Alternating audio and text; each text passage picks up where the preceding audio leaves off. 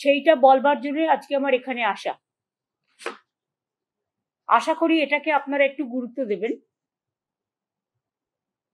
মানে অন্যান্য রাজনৈতিক কর্মসূচির বাইরেও, রাজনৈতিক কর্মসূচি হলে আমি কালকেই বলে দিতাম মিটিং থেকে, কিন্তু এটা সরকারি কর্মসূচি। আগেও আপনারা দেখেছেন যে আমরা দুয়ারে সরকার প্রকল্প করেছি এবং দুয়ারে সরকার প্রকল্পে আমাদের প্রায় 10 কোটি মানুষ অংশগ্রহণ করেছেন এবং তাদের 90% কাজ কমপ্লিট হয়েছে,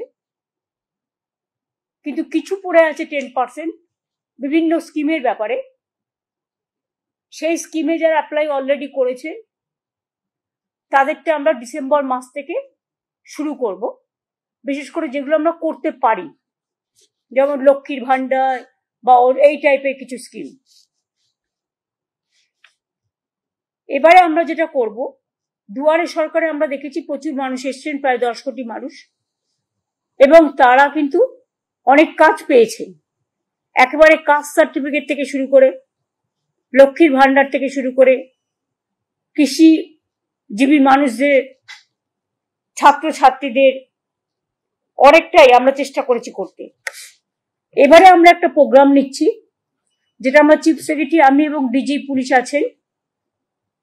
এই প্রোগ্রামটার নাম হবে আমাদের পাড়া আমাদের সমাধান। মনে রাখবেন, গভর্নমেন্টের সব ডিপার্টমেন্ট মিলে যে বড় বড় কাজগুলো করে, সেই কাজগুলো যেমন চলছে, যা চলছে সেগুলো চলবে। পয়সা যতটা জোগাড় করতে পারবো সেই হিসেবে চলবে। এখন তো 100 দিনের কাজের টাকাও বন্ধ, গ্রামীণ আবাস যোজনার টাকাও বন্ধ, গ্রামীণ রাস্তার টাকাও বন্ধ। গত 24-এর ইলেকশনে আমি দেখেছিলাম বিজেপির অনেকগুলো প্রচার করেছিল টিভিতে, জল মিশন, জল জীবন, অনেক ছবি দেখিয়েছিল, আমি নিজে দেখেছিলাম অ্যাডগুলো। যদিও সেখানে 90% টাকা আমাদের দিতে হয়, মানে পুরো মেনটেনেন্স আমাদের করতে হয়, ল্যান্ড আমাদের দিতে হয়, পাইপ আমাদের নিয়ে যেতে হয়, তা সত্ত্বেও আমাদের 60% টাকাও দিতে হয়, ওরা মাত্র 40% দেয়। এবং তার মধ্যে মেনটেনেন্স ধরা নেই, তার মধ্যে ল্যান্ডের দাম ধরা নেই, তার মধ্যে কিছুই ধরা নেই। কিন্তু সেই টাকাটাও বন্ধ করে দিয়েছে। যেটা আমাদের জল স্বপ্ন প্রকল্প, যেটা আমরা মানুষকে বলেছিলাম পৌঁছে দেবো সবটা, আমরা প্রায় 98 লক্ষ মানুষের বাড়িতে বাড়িতে জল, নলবাহিত জল পৌঁছতে পেরেছি। কিন্তু এখনো অনেক জায়গায় পাইপ পড়ে আছে। কিন্তু যেহেতু টোটাল ফান্ডটা গভর্নমেন্ট অফ ইন্ডিয়া বন্ধ করে দিয়েছে, তাই আমরা জমি দেওয়া সত্ত্বেও, আমরা পাইপ ফেলা সত্ত্বেও, আমরা আমাদের টাকা দেওয়া সত্ত্বেও সেই কাজটা এখন আটকে আছে। এখন আমাদের প্রায় 94টা সোশ্যাল স্কিম চালাতে হয়। আমাদের 100 দিনের কাজের বদলে কর্মশ্রী হয়েছে। আমি আপনাদের আগেই বলেছি প্রায় 75 লক্ষ জব কার্ড হোল্ডারদের আমরা কাজ দিয়েছি। এছাড়াও আরো যে স্কিম আছে, লক্ষ্মীর ভান্ডার বলুন, কৃষক বন্ধু বলুন, সবুজ সাথী বলুন, তরুণের স্বপ্ন বলুন, ঐক্যশ্রী বলুন, শিক্ষাশ্রী বলুন, মেধাশ্রী বলুন, সবুজশ্রী বলুন, 94টা স্কিম গভর্নমেন্টের আছে। এই টোটালটাই আমরা চালাই। স্বাস্থ্য সাথী থেকে শুরু করে, বিনা পয়সায় রেশন দেওয়া থেকে শুরু করে, আমরা সবটাই চালাই। কিন্তু আমাদের প্রায় 1,75,000 কোটি টাকার উপরে, এখন টাকাটা আরো বেড়েছে। সেন্ট্রাল গভর্নমেন্ট আমাদের টাকা আটকে রেখেছে, আমাদের দেয়নি, আমাদের পাওনা টাকা, বকেয়া টাকা। কিন্তু তা সত্ত্বেও বাংলার মানুষের আশীর্বাদের, শুভেচ্ছা এবং দোয়ায় বলতে পারেন আমরা চেষ্টা করছি কেন্দ্রীয় সরকারের বৈষম্য বঞ্চনা সত্ত্বেও মানুষের কাজ, মানুষের মুখের হাসি যেন কেউ কেড়ে নিতে না পারে। দুয়ারে সরকারে আমরা দেখেছিলাম আগে মানুষকে এখানে ওখানে ঘুরে বেড়াতে হতো, কিন্তু দুয়ারে সরকারে অনেক মানুষ নিজে আসতেন এবং নিজের কথাটা বলতে পারতেন। অনেক সুযোগ আমরা দুয়ারে সরকার থেকে অনেক মানুষের কাছে পৌঁছাতে পেরেছি। সেই জন্য দুয়ারে সরকারে যারা পার্টিসিপেট করেছিলেন, অফিসার সহ, সরকারি কর্মচারী সহ, বিডিও, এসডিও, ডিএম, আইসি, ওসি, এসপি, অ্যাডিশনাল এসপি সহ, ডিএসপি সবাই সহ, সাধারণ মানুষও যারা এসছিলেন তাদের কাছে আমরা কৃতজ্ঞতা জানাচ্ছি। আমরা অনেক সময় দেখি ছোট ছোট পাড়ায় হয়তো একটা কলের দরকার, হয়তো একটা ছোট্ট পাড়া তার একটা ছোট্ট গ্রামীণ রাস্তা অল্প করে দিলে তাকে কাদায় হাঁটতে হয় না। অনেক সময় আমরা বিদ্যুৎ পৌঁছেছি অনেক জায়গাতেই, কিন্তু বাই চান্স যদি কোনো জায়গা বাদ হয়ে যায়, যেখানে ইলেকট্রিসিটি নেই, হয়তো একটা ইলেকট্রিক পোল বসাতে হবে বা বর্ষায় ভেঙে গেছে, এই রকম ধরনের ছোট ছোট কাজগুলো। ধরুন একটা আইসিডিএস সেন্টারের বাড়ি ভেঙে পড়েছে, তার ছাদটা করে দিতে হবে। ধরুন একটা স্কুলের ছাদটা দিয়ে জল পড়ছে, ওই ছাদটা করে দিতে হবে, পুরো স্কুল বিল্ডিং নয়, ছাদটা। এইরকম ছোট ছোট কাজের জন্য আমরা একটা প্রোগ্রাম নিয়েছি গভর্নমেন্টের, আমাদের পাড়া আমাদের সমাধান। এক্ষেত্রে সিস্টেমটা হচ্ছে, আমাদের সরকারি প্রকল্পে অনেক মানুষ অংশ নিয়েছেন, এবার মানুষের প্রকল্পে আমাদের সরকার পথে নামছেন। যদিও এটা খুব ছোট্ট প্রোগ্রাম, কিন্তু যদি বিস্তৃতি দেখেন তাহলে বিস্তৃতি খুব ব্যাপক। মাননীয় প্রধানমন্ত্রীজি বারবার বলেছেন আত্মনির্ভরশীলতার কথা, কিন্তু কার্যক্ষেত্রে কিছু হয়নি, করতে হয় টোটালটাই স্টেটকে। আমরা এখানে কি করছি, আমরা যেটা আমাদের পাড়া আমাদের সমাধান, সারা দেশে এইরকম উদ্যোগ এই প্রথম। এখানে মানুষ নিজেদের বুথে, ওই ব্রিজ নয় বা স্কুল নয় বা বড় বড় প্রোগ্রাম নয়, সেগুলো যেমন ডিপার্টমেন্ট করে ডিপার্টমেন্ট করবে, এটা এক্সট্রা প্রোগ্রাম। গ্রামে ছোট ছোট সমস্যা থাকে, সেটা আমাদের সরকারি অফিসাররা শুনবেন এবং তাদের একটা জায়গায় একত্রিত করবে। 3টে করে বুথ নিয়ে একটা সেন্টার হবে, একটা পাড়া হবে, এবং 3টে বুথ নিয়ে আমাদের 80,000 বুথ আছে। এটা করতে 2 মাস সময় লাগবে, কারণ একটা বুথ থেকে আরেকটা বুথে যাবে, একটা বুথ থেকে আরেকটা বুথে যাবে, এবং একদিন করে প্রত্যেকটা বুথে তারা সারাদিন থাকবে এবং সেখানকার সাধারণ মানুষ তাদের জন্য একটা করে জায়গা থাকবে, সেখানে এসে তারা তাদের গ্রামের সমস্যা জানাতে পারে। এটা গ্রামের সমস্যা, এবং সেক্ষেত্রে আলোচনা করে সরকারি অফিসাররা ঠিক করবেন কতটুকু আমরা করতে পারি। বড় প্রোগ্রাম নয়, এটা কিন্তু ছোট। আমরা স্মল ইজ বিউটিফুল, স্মলে চলে যাচ্ছি, গ্রামের অন্দরে, মাটির অন্দরে। সমস্ত কাজই হবে স্বচ্ছতা বজায় রেখে, নিরপেক্ষতা মেনে, অনলাইন পোর্টালের মাধ্যমে, কিন্তু মানুষ নিজের সমস্যা নিজে জানাতে পারে, নিজের কাগজ নিজে জমা দিতে পারে। আমরা যেটা বলতে চাই যে আমাদের অফিসাররা তাদের সাথে আলোচনা করবেন, 3টে বুথ নিয়ে একদিন করে ক্যাম্প হবে পাড়ায় পাড়ায়, মানে 3টে বুথ নিয়ে আমাদের 80,000 বুথ আছে, এবং এখান থেকে কথাগুলো শোনার পরে আমরা একটা ফান্ড স্যাংশন করছি। এত সমস্যার মধ্যেও এক একটা বুথের জন্য আমরা এর জন্য ছোট ছোট কাজ করার জন্য 10 লক্ষ টাকা করে স্যাংশন করব। তার মানে এখানে প্রায় 8,000 কোটি টাকার উপর সরকারের খরচা হবে, এবং এর ফলে একটা গ্রাম একটা বুথ নিয়ে হয়, আপনারা জানেন, তার কিছু ছোটখাটো সমস্যা থাকতেই পারে, কিন্তু যে ছোটখাটো সমস্যাগুলো হয়তো পঞ্চায়েত স্তরেও তারা পায় না, সেক্ষেত্রে পঞ্চায়েত যেমন কাজ করছে করুক, গ্রামসভা যেমন কাজ করছে করুক, জেলা পরিষদ যেমন কাজ করছে করুক, মিউনিসিপ্যালিটি যেমন করছে করুক, কিন্তু এটা আমরা পশ্চিমবঙ্গ সরকার আমার পাড়ায় আমার সমাধান এই প্রোগ্রামটা করছি। এটা শুরু হবে 4ই আগস্ট থেকে, সরি 2 আগস্ট থেকে, মানে ফ্রাইডে থেকে, স্যাটারডে থেকে হবে। মানে এই শনিবার তো হবে না, 27 জুলাই, নো, নেক্সট পরের শনিবার থেকে। এটা হচ্ছে রাজ্য স্তরে এর জন্য একটা টাস্ক ফোর্স হবে, তার দায়িত্বে থাকবেন চিফ সেক্রেটারি নিজেই, ফাইন্যান্স সেক্রেটারি ও অন্যান্য দপ্তরের ইম্পর্টেন্ট যারা এইসব কাজ রিলেটেড তাদের নিয়ে চিফ সেক্রেটারি মাথায় থেকে একটা টাস্ক ফোর্স তৈরি করবেন যারা এটাকে মনিটরিং করবে। আর সেম টাস্ক ফোর্স ডিস্ট্রিক্ট লেভেলেও সিএস তৈরি করে দেবেন, সেখানে যারা মনিটরিং করবে, এবং পুলিশ তো সাথে নিশ্চয়ই থাকবে, কারণ ল অ্যান্ড অর্ডার তো তাদের দেখতে হয়। আমরা এই জন্যই প্রোগ্রামটা করছি যে ছোট সমস্যাও কিন্তু অনেক সময় মানুষ খুশি হয়, তাদের কথা কেউ শুনছে, তাদের পাড়াটাকে কেউ মাথায় রেখেছে, তাদের গ্রামটাকে কেউ মাথায় রেখেছে। এই সুযোগে গভর্নমেন্ট একটা 80,000 বুথে পৌঁছে যাওয়ার চেষ্টা করবে।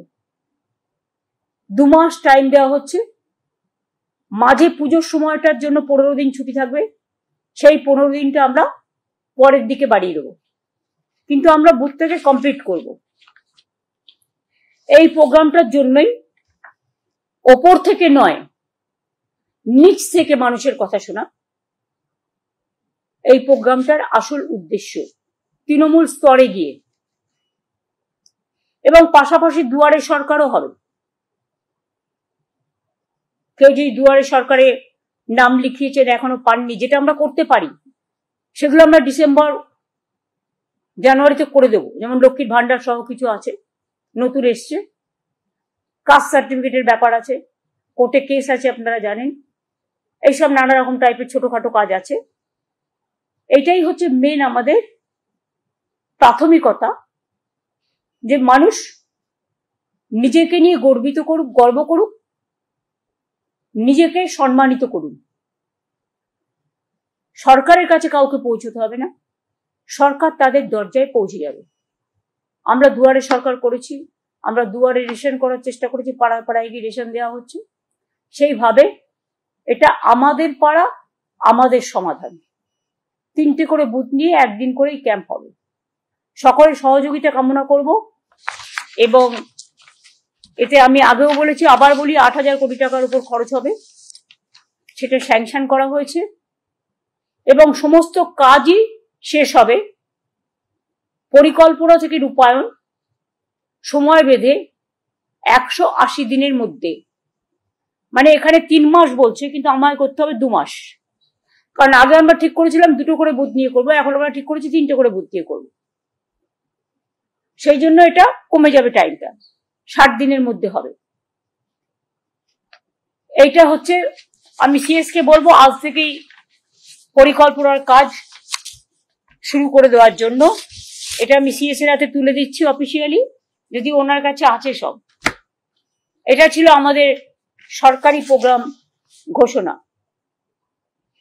এবার আমি সরকারি প্রোগ্রামের বাইরে, যদিও বাংলা রিলেটেড বলেই বলছি, দেখুন কালকেও আলিপুরদুয়ারের একজনের কাছে, এও তপশিলি সম্ভবত, অঞ্জলিশীল নিত্যশীল স্বামী, ফালাকাটা, কিন্তু চিঠিটা গেছে কুচবিহারে, ভুল করে আলিপুরদুয়ারে। এবং 19 আর 25 তারিখে লিখেছেও পুরোটা আসামি ভাষায়, এবং আসাম গভর্নমেন্ট থেকে। এই দেখুন, ফরেনার্স ট্রিব্যুনাল কোকরাঝড়, এখান থেকে চিঠিটা গেছে। বাংলার ব্যাপারে আসাম কি করে হস্তক্ষেপ করে? এটা শুধু আনএথিক্যালি নয়, আনকনস্টিটিউশনাল, ইললিগাল, এবং ওরা কিন্তু সীমারেখা লঙ্ঘন করছেন। আমি ডাবল ইঞ্জিন সরকারকে, বিজেপিকে বলবো, নিজেদের চরকায় তেল দিন, ওখানে তো কালী মন্দিরও ভাঙছেন, দাঙ্গা করছেন, ঘরবাড়ি পুড়িয়ে দিচ্ছেন, মানুষ উচ্ছেদ করছেন, ডিটেনশন ক্যাম্পে সবাইকে রেখে দিয়েছেন, অনেক মানুষের নাম বাতিল করেছেন। এইভাবে যদি মনে করেন আপনারা দেশ চালাবেন, দেশটা কিন্তু বিভক্ত হয়ে যাবে, এবং দেশ যদি একবার বিভক্ত হয়ে যায় তাহলে দেশের শক্ত কাঠামোটা নষ্ট হয়ে যাবে। এটা আমরা কেউ চাই না। আমরা চাই আমাদের দেশ ঐক্যবদ্ধ, শক্তিশালী থাকুক। এটা যদি কেউ চান, আসামি ল্যাঙ্গুয়েজে লিখেছে, আমি সৌম্যকে দিয়ে দিচ্ছি, সব প্রেসকে একটা করে কপি দিয়ে দেবে। আমি নিজে ভাষাটা পড়লাম, প্রথমে দেখে মনে করবেন ওটা বাংলা ভাষা, তা নয়। আসামি ভাষার সাথে বাংলা ভাষার কিছুটা মিল আছে, আমরা বুঝতে পারি, কিন্তু সবটা তো বুঝতে পারি না, কারণ সবটা সম্বন্ধে আমরা তো অভ্যস্ত নই। কিন্তু ডিটেলস ছুরিটা পড়ে আমি বুঝতে পারলাম লিখেছে আসামি ভাষায়। এবার দেখুন, বাংলাদেশ সাসপেক্ট করে আজকে আবার একটা চিঠি এসছে গভর্নমেন্ট অফ ইন্ডিয়া থেকে, হরিয়ানা থেকে, হরিয়ানার গুরগাঁও থেকে, ডাবল ইঞ্জিন সরকার। সেখানে অনেকগুলো নাম দিয়ে বলা হচ্ছে, in all district Kolkata, district collector মানে ডিএমদের কাছে, মালদা জেলা, দক্ষিণ দিনাজপুর জেলা, উত্তর দিনাজপুর জেলা, নদিয়া জেলা, মুর্শিদাবাদ জেলা, কুচবিহার জেলা, উত্তর 24 পরগনা জেলা, এবং অল এসপিকেও বলা হয়েছে যে নামগুলো সব ভেরিফাই করে ইমিডিয়েট আমাদের জানাও, এমএইচ এর গাইডলাইন্স অনুযায়ী। এরা কি চাইছে, বাংলাটাকে দখল করতে নাকি? মানে গায়ের জোরে বাংলা রাজ্যটাকে উঠিয়ে দিতে? ভাষা সন্ত্রাস চলছে, মানুষের উপর অত্যাচার সন্ত্রাস চলছে। এবার প্রত্যেকটা জেলা চুনকে চুনকে, মানে বেছে বেছে জেলার মানুষদের যাতে সংকটে ফেলা যায়।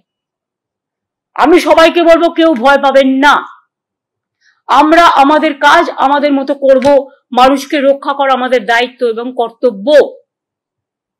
এই সব করে ভোটার লিস্ট থেকে নাম বাদ দিয়ে বিজেপি যদি মনে করেন মহারাষ্ট্র দিল্লির মতো বাংলায় জিতবেন, তাহলে ভুল করছেন। মানুষের বিস্ফোরণ গতকাল আপনারা দেখেছেন, কাউকে আমরা নিয়ে আসিনি, তারা নিজেদের তাগিদে এসছেন। এবং এটাও যদি চান, এটা তো প্রায় নাম আছে 52 জনের।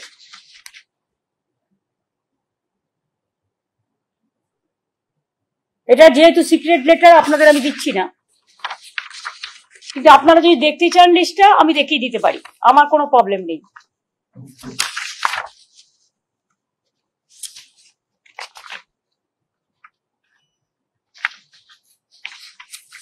এই দেখুন ফুল পেজ লিস্ট, দেখুন ফুল পেজ লিস্ট,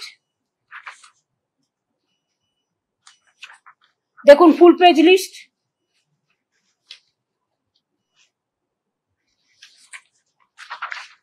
দেখুন ফুল পেজ লিস্ট, দেখুন ফুল পেজ লিস্ট, 52 পর্যন্ত সিরিয়াল।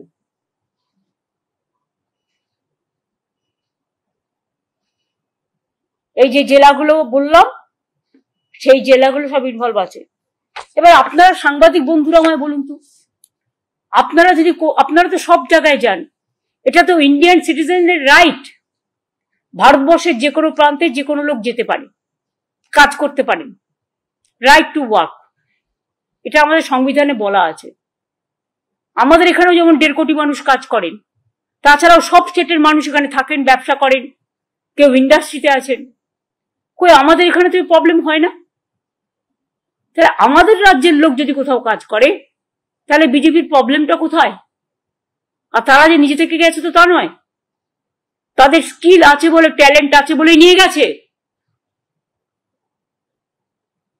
গুজরাটের মানুষদের যখন 2টো প্লেনে করে শিকলবন্দি করে নিয়ে আসা হলো, এটা গুজরাটের মানুষকে অপমান করা নয়, তার অস্মিতাকে অসম্মান করা নয়? তেমনি মনে রাখবেন, গুরগাঁওয়ে যাদের রেখে দিয়েছেন ডিটেনশন ক্যাম্পে বা জেল তৈরি করে, আসামে যাদের রেখে দিয়েছেন, উড়িষ্যায় যাদের রাখছেন, ছত্তিশগড়ে যারা রাখছেন, মধ্যপ্রদেশে যাদের রাখছেন, রাজস্থানে যাদের রাখছেন, দিল্লিতে যাদের রাখছেন, মনে রাখবেন, আমি জানি না কারায় বুদ্ধি দিচ্ছেন। নিশ্চয়ই বুদ্ধিভ্রম হয়েছে, বুদ্ধিভ্রষ্টা হয়েছে। পয়েলগাঁওতে যারা আক্রমণ করলো সেই জঙ্গিদের কেন অ্যারেস্ট করছেন না? মণিপুরে যে তাণ্ডব আজও চলছে, আসামের মুখ্যমন্ত্রী মহাশয়, আপনাকে সম্মান জানিয়েই বলছি, আপনি মণিপুর তো কন্ট্রোল করতে পারলেন না, আপনি নাকি নর্থ ইস্টার্নের দায়িত্বে। এমনকি মণিপুরের যিনি মন্ত্রী মহাশয়, যিনি আবার নর্থ ইস্টার্নের চার্জেও আছেন, তারা কেউ ভয়ে মণিপুরে যেতে পারেন না। আর যত কিছু আপনাদের রাগ, বিদ্বেষ, বঞ্চনা, লাঞ্ছনা, অত্যাচার, অসম্মান, আমাদের ভাষার উপর অত্যাচার, ভাষা সন্ত্রাস, অস্মিতা, ভাষা আমাদের অস্মিতা, ভাষাকে আমরা মনে করি আমাদের সম্মান, সব মানুষের ভাষা, সব মানুষের সম্মান। আমি আবার বলছি, I am not against of any language, any languages. I love all the languages because unity in diversity is our origin. We have different state, different religions, different food practice, different culture.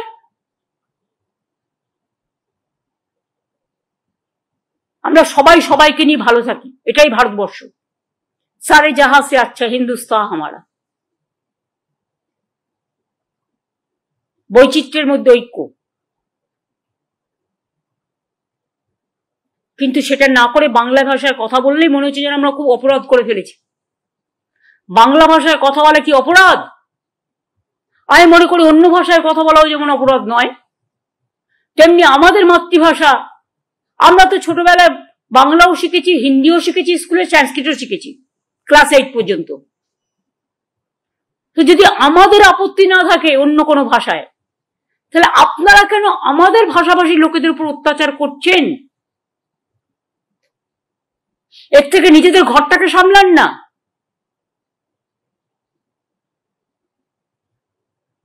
ঘরে আগুন লাগলে জলে আগুন নেভাবেন কি করে?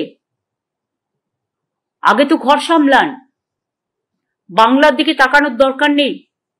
বাংলা 1 নম্বরে আছে, বাংলা 1 নম্বরে থাকবে। আর বাংলার মেধা, বাংলার প্রতিভা, নাসা থেকে ভাষা মাথায় রাখবেন। হারবার্ড থেকে অক্সফোর্ড যান, গিয়ে ঘুরে আসুন।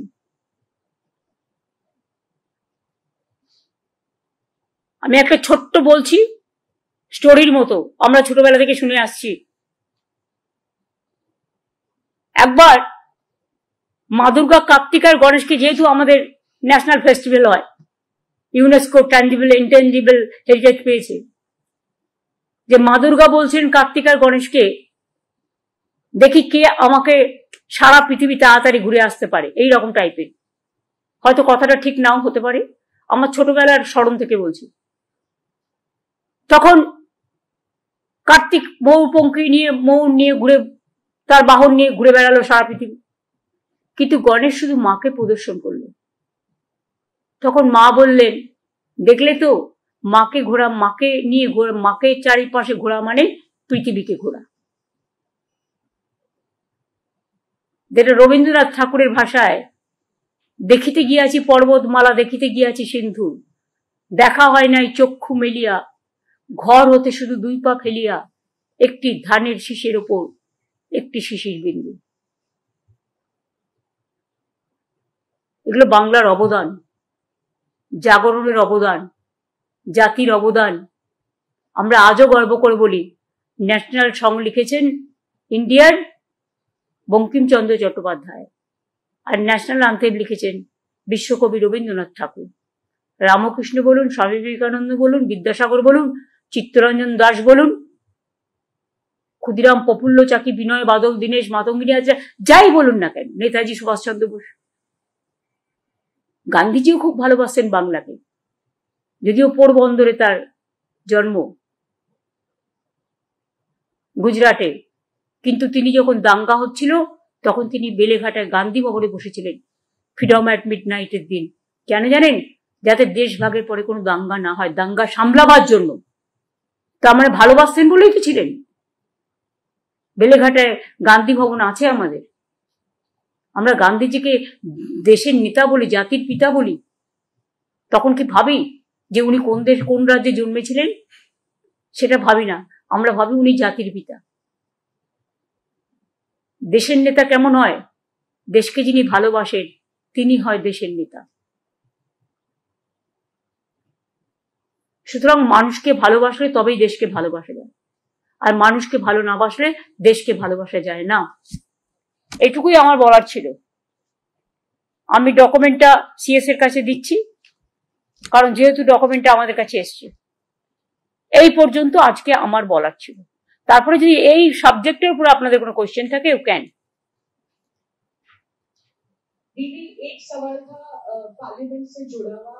पहले आप बताओ, आप लोग तो हम जो कहते हैं वो आप कहते हैं, वो तो नहीं कहते हैं। आप लोगों के ऊपर तो रेस्ट्रिक्शन होता है, बीजेपी जो कह देता है वही आप लोग कह देते हैं। आप कर सकते हैं ना, हम जो बोलते हैं करने का हिम्मत है। आज तो दूरदर्शन को भी ले लिया, एएनआई को भी ले लिया, सबको ले लिया, लेकिन आप पूछिए, आपका पूछने का हक है।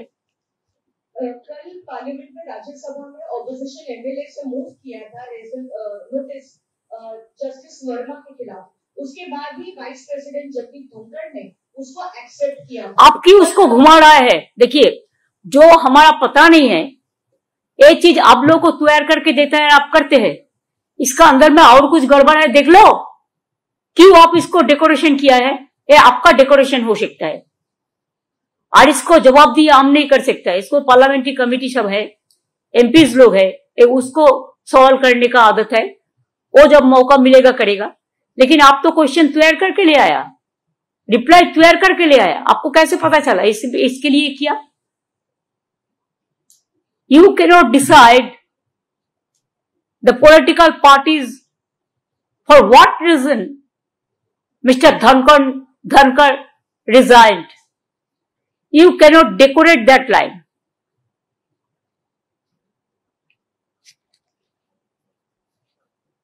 বাংলা ভাষা নিয়ে আপনি যেটা বলছেন, এক্ষেত্রে পার্লামেন্টের সেশন চলছে, সাংসদরা কি এই বিষয়টা নিয়ে কোনো মুভ করবে?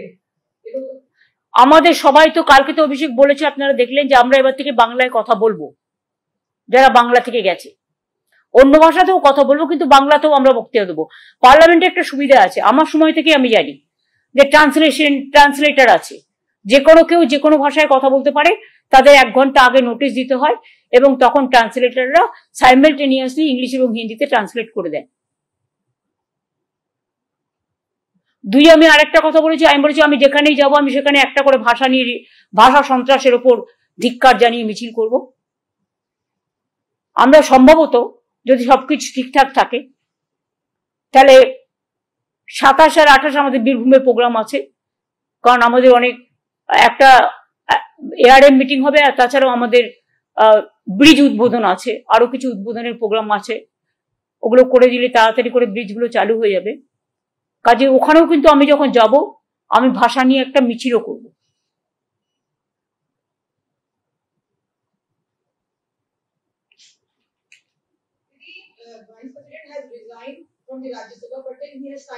You are from ANI?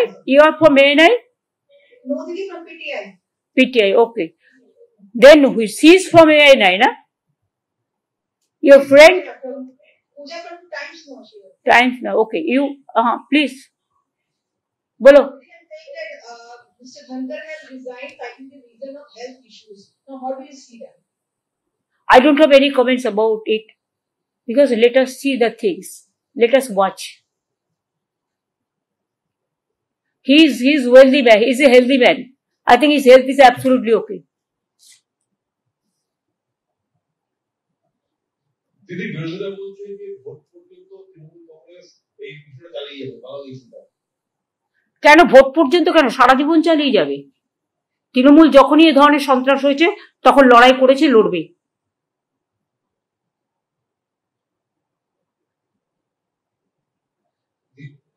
দিদি আপনি বললেন যে অনেকের কাছে এরকম চিঠি এসছে।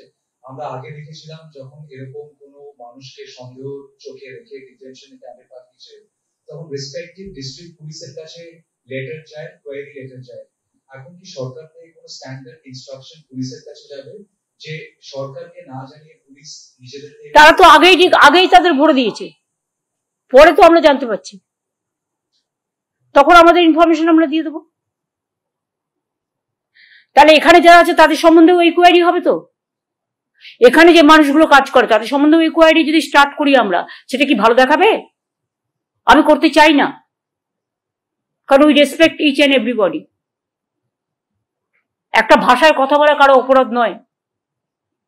আজকে সাউথ ইস্ট পুরো এশিয়াতে বাংলা ভাষায় কথা বলার ভাষা হচ্ছে 2য় স্থানে, আর সারা পৃথিবীতে 5ম স্থানে। 30 কোটির বেশি মানুষ বাংলায় কথা বলে, এটা মাথায় রাখবেন পৃথিবীতে।